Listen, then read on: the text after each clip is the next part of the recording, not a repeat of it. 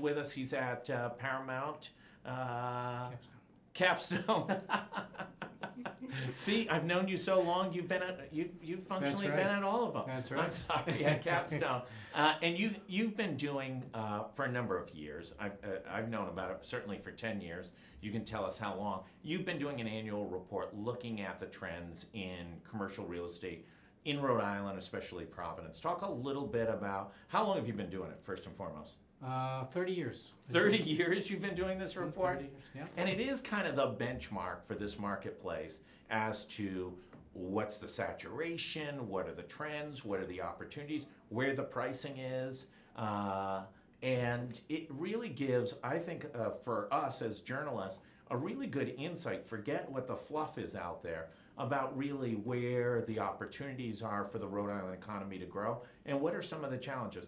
Talk about it from a top line standpoint. Let's talk about Providence.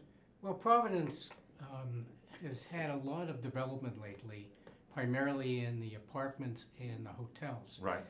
We'd like to see more in the way of office buildings and industrial buildings, but you have to start somewhere, and that, of course, provides a nice tax base. The office buildings, the one that stands out is the Wexford deal, Yeah.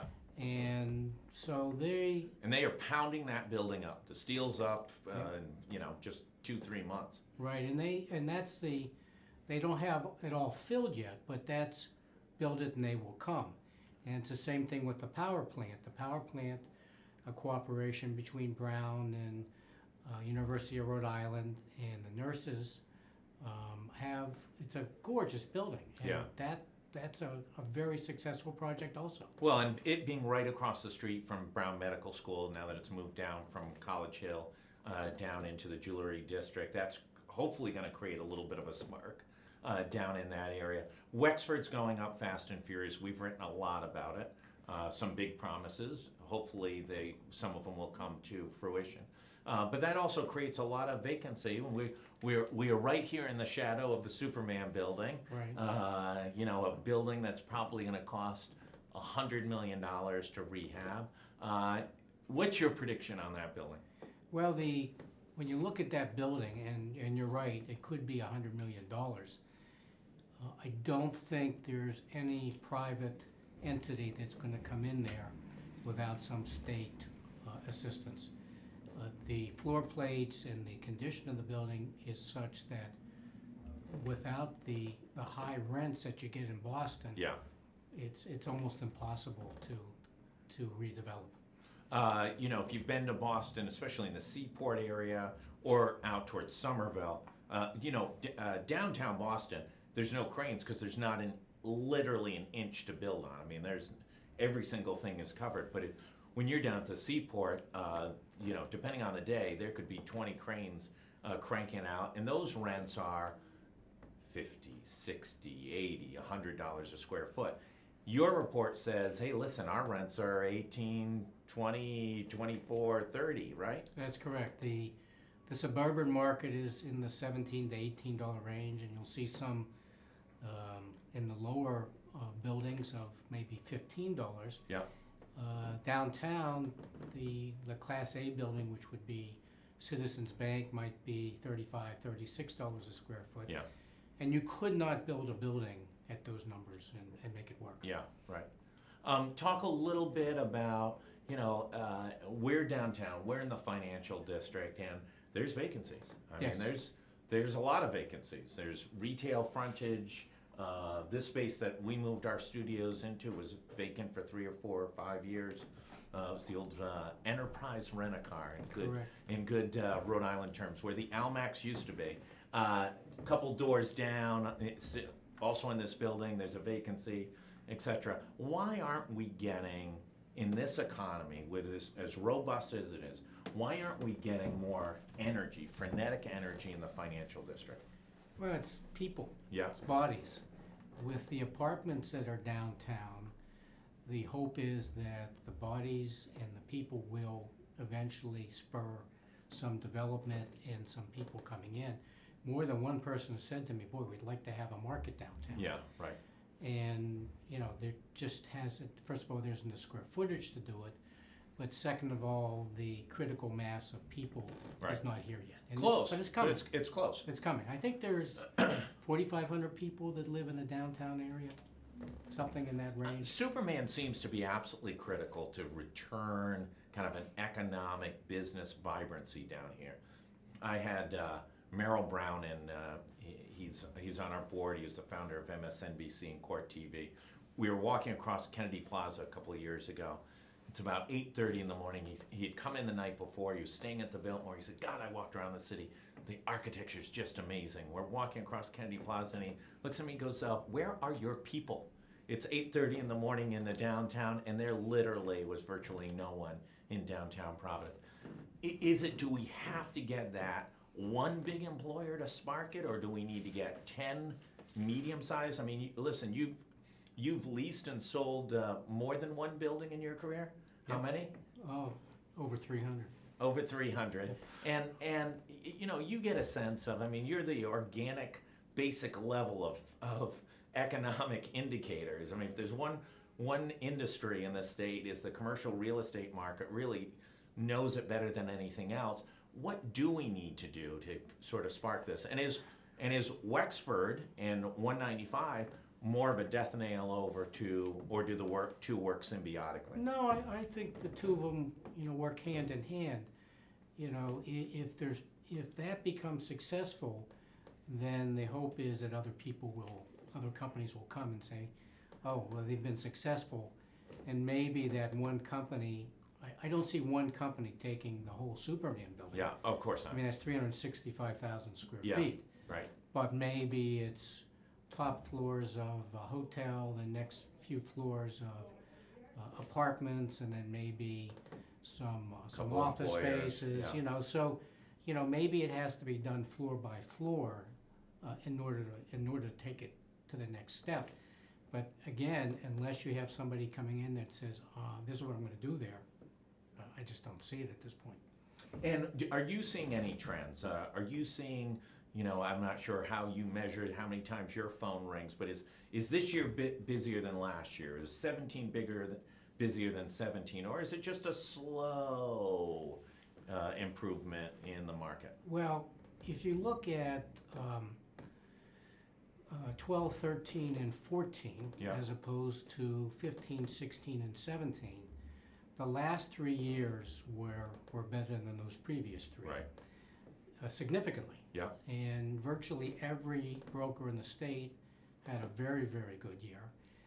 And if you look at... Well, I can know that because they're at Circe earlier and earlier this year on Friday afternoons, which is always an indicator of how good the commercial real estate market is. That's good or bad. Commercial brokers quit at 2 o'clock on Fridays. That's just the way our industry And by the works. way, if it's really bad, they start at 11 o'clock That's on a right. Friday, right? That's right.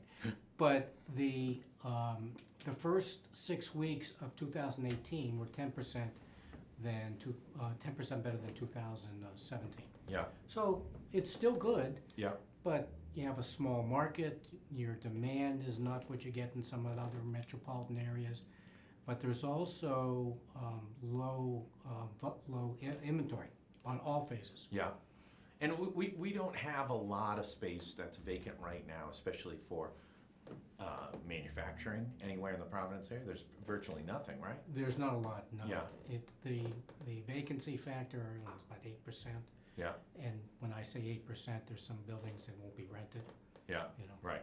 And, the last couple of questions.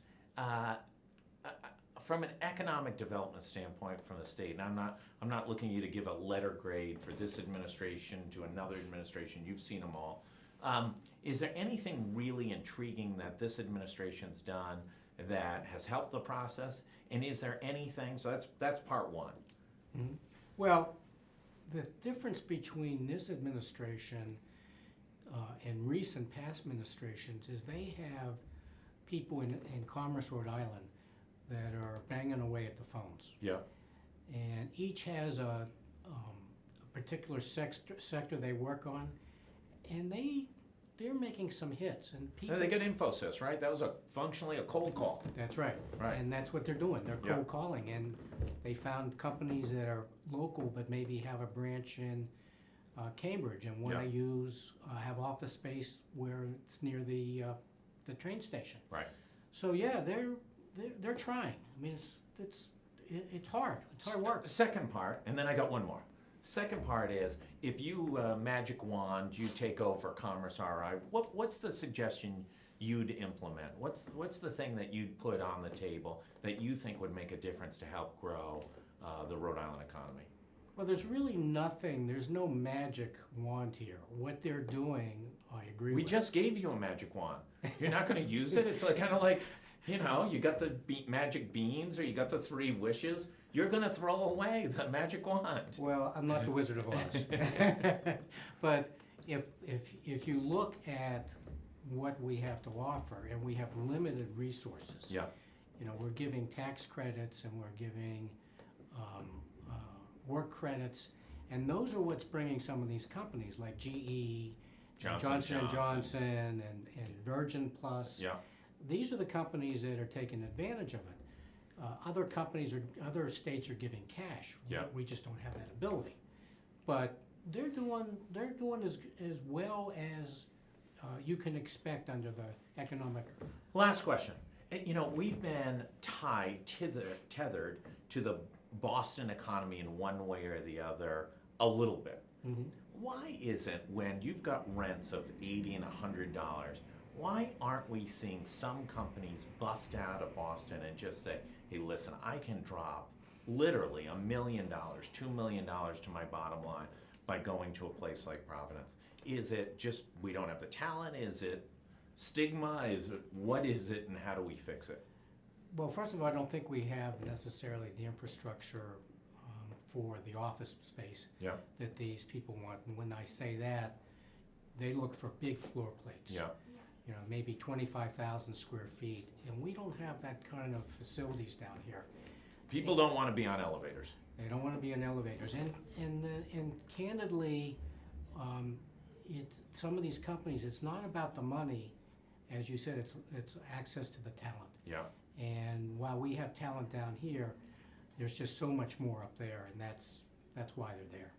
Listen, Neil Amper, you've been the global leader of commercial real estate. You've been at every firm, so I should get a little bit of a pardon of getting the name wrong. And it wasn't like I named a firm that you hadn't been at, so it wasn't horrific, but it was definitely a faux pas on my part. Really want to thank you. It's a great report. If people haven't seen it, I think we have it linked onto our site. It will definitely be in tomorrow's article.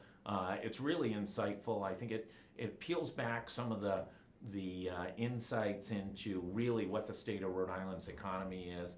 Thank you so much for coming on, Neil, and we will have you back. Thank you, John. Thank you, sir. We're going to be right back in 2 seconds. I want to thank everybody. Hold on right now, and we'll be right back.